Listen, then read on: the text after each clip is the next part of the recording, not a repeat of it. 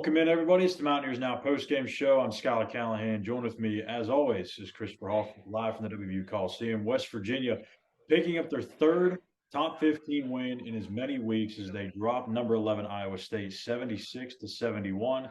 Without further ado, let's take a look at the numbers. Keedy Johnson leading the way for West Virginia, 22 points. Made a lot of really tough shots in this one, 8 of 14 from the field, also dished out 6 assists. Emmett Matthews had a breakout game. He's been struggling on the offensive end as of late. He goes for 20 points, 7 of 10. Very efficient night for him. And Jaron Holmes with 18 points for Iowa State. The big one, the big storyline in this one was the foul trouble really for both teams, mainly for Iowa State. Their two bigs getting in foul trouble early. Played a big factor down there in the second half, and obviously West Virginia was able to make their shots at the free throw line, something that they didn't do early on in conference play. They got 26 of 31 from the stripe. So, Chris, West Virginia 76-71, and at the beginning it looked like West Virginia was playing really good defense. Looked like it was going to be kind of like the first to 50, maybe the first to 60 was going to win this game. Started to see some of those that up and down a little bit, but it was really the free throw shooting and the constant fouling that really got the scoring going for both these teams. Yeah, I know we talk about officiating all year, but it was just horrendous again tonight. I'm sure Iowa State fans have a lot to complain about, rightfully so. I feel like, for once, you can probably check TCU in the box as far as Big 12 play that West Virginia got the benefit of the whistle tonight. At home, got the better end of the whistle. So you kind of say Iowa State maybe did towards the end, but I think West Virginia got the advantage. But really, that's what it was. It's kind of why they got in foul trouble early. I mean, they were letting them just basically beat each other up underneath. I mean, it was just a free for all. And then, like you see so many times, they just started whistling everything. And again, I think that's a fair complaint if you're Iowa State, but. You just really got like the resolve of the team. They went up 15, looked like they were going to coast like they did against Oklahoma, where they were just going to kind of turn them away to even get a chance. But Iowa State's a really good basketball team. Once they were off and running, especially in transition, Jaron Holmes was extremely fast to get before, got some easy buckets just because of his speed. When you can beat Keedy Johnson off the dribble off the floor, that's pretty fast. And I've only seen him and pretty much the entire Kansas team do it. You can kind of chalk that up as early in the season they were struggling, but it's just the resolve. I mean, even when Kansas came back, which was up 6-7, Kansas comes back late, take the lead with just a minute over to play, and Joseph Taunt goes to the free throw line, hits a pair couple free throws. Iowa State. That's what was missing all year. How many times at the end of the games, when you think back early, Kansas State, Oklahoma State, where they're at the free throw line to even inch closer or reclaim the lead, and they'd go 1 for 2 or 0 for 2 or miss the front end of a 1-and-1. Oklahoma game. So that's really what it's. I mean, Huggins said after the game, "What's the difference? They're making shots." That's really what the difference is. That we've questioned effort. I think when it was at TCU, it was probably the most mind-boggling game of the year. That was really the only game. This time they've played with effort. They've gotten frustrated, obviously, when they've missed shots, but even Trey Mitchell that's been struggling made shots. Emmett Matthews with 20 points struggled for most of Big 12 play. Puts up 20, and it looked like the Emmett that you want. He was aggressive to the rim, connecting on, and one. So if they can just continue to build off that, this team's going to be really tough to beat here in the final, 7-8 games now? Yeah, you talk about how scrappy and how I don't know if you even really call it scrappy. I mean, at times it was, but it was so ticky-tacky with a lot of these fouls. Iowa State had so much foul trouble early on in the second half. West Virginia was in the bonus before the under 16 timeout. Like, I don't know if you've ever seen that. I know I've never seen that, but that was crazy in its own right. But I want to talk about. Seen it happen against West Virginia. Not so much we have. West Virginia. Let me clarify. Have not seen West Virginia be in the bonus by that point in time, but Keedy Johnson, I think, does not get enough love. I mean, he's had a few games like this, but everyone just kind of views him as this defensive menace that's, going to get up in your grill. He's going to make things hard on you.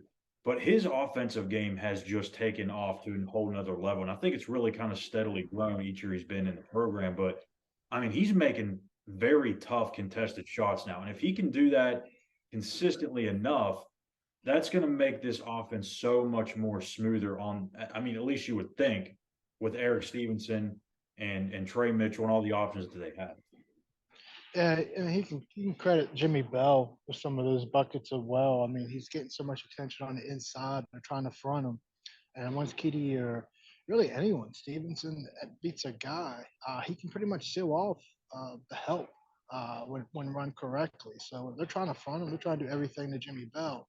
It's opening up lanes for him. So Jimmy Bell's success, he hasn't put up a lot of points, but they know they have to pay attention to him. They're going to throw it to him. They will 100% are going to throw it to Jimmy Bell. So you saw tonight Bell struggle early with 3 quick turnovers because they were running quick double teams. He's got to recognize that we've talked about it. He's got to recognize that earlier. It was open when they got the ball down there to Mitchell or Emmett.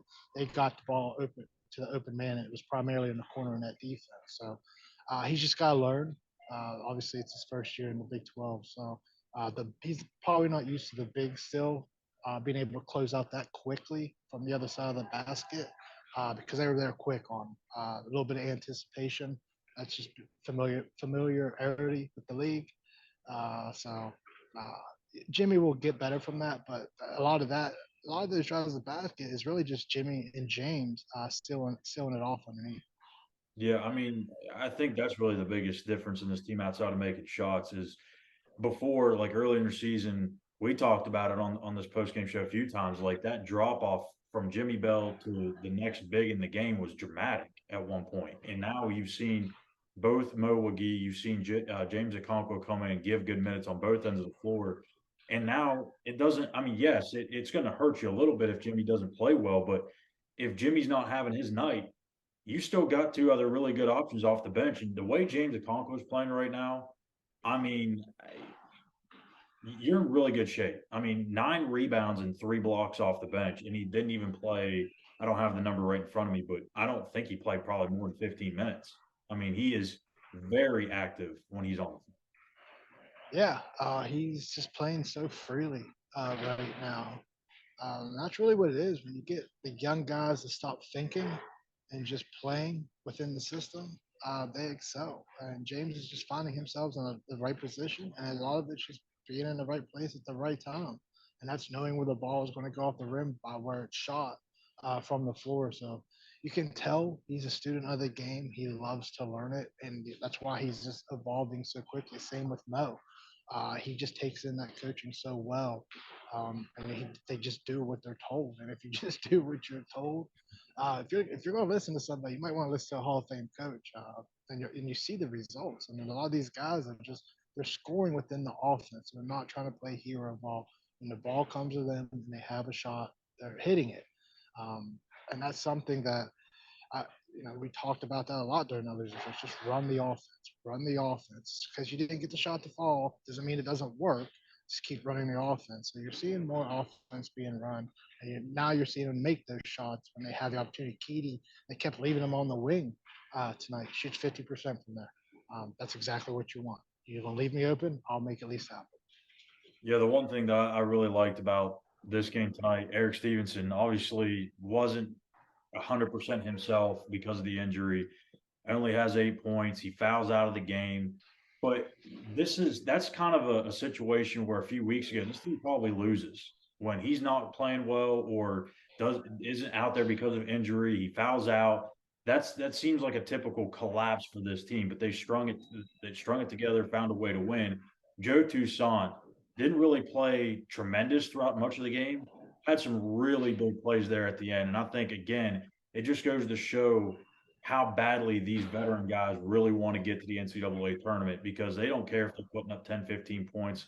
If it's not their shoot night, shooting the ball, they're going to find other ways to be involved. And the same thing with Emmett Matthews. We've talked about his struggles almost weekly at this point. He steps up, probably the most unlikely guy to step up in this whole situation, comes in with 20 points, has a great night. So I think that's huge. Now the big challenge is Can West Virginia take this momentum on the road? They have struggled all year, really the last 2-3 years on the road in Big 12 conference play. We'll see. What has to happen for West Virginia to beat Texas this time? Remember, they had the lead at half against them a couple of weeks ago. What has to change? They're going to have to match the energy to start the game.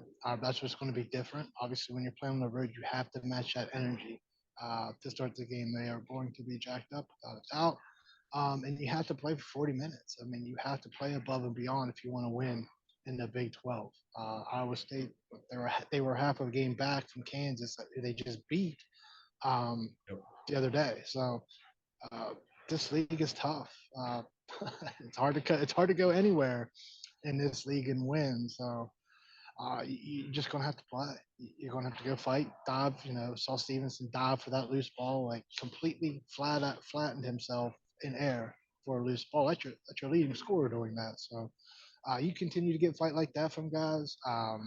Emmett getting mad tonight because he felt Iowa State was dirty there, kicking Stevenson while he was down when he got injured. So. Yeah, I guess don't piss off Emmett. And hopefully for West Virginia fans, people continue to piss him off because that's what you want. You want guys that's going to go get a street fight for you. That's what it's going to have to take in this backstretch. It's only going to probably get more physical in February, and then it's just kind of a toss-up to see how it'll be called in the tournament. But I got a feeling they're just going to kind of let him play out. Didn't really do that tonight. I think they let it get a little out of hand. It definitely got chippy tonight. So that return game to Ames is it's going to be hostile in there, and they're going to be ready to play. So don't take any of it for granted because just like West Virginia beat Oklahoma by 30, they are more than capable of getting beat by 30 themselves. So they have to be very careful going forward. But just kind of like I said earlier with this team, you saw Iowa State make a comeback, take leads, and West Virginia immediately responded. It's just something that hasn't happened all year.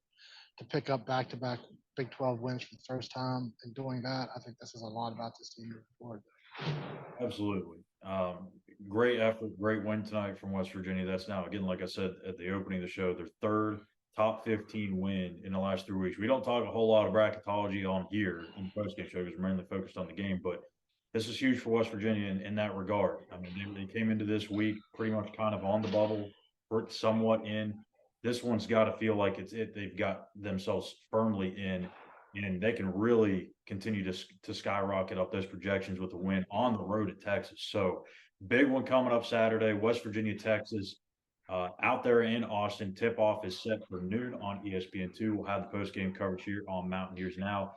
Hit that subscribe button on YouTube and follow us on Twitter at Mountaineers Now as well. So for Christopher Hall, I'm Schuyler Callihan. Thank you guys for watching. We'll see you guys Saturday afternoon.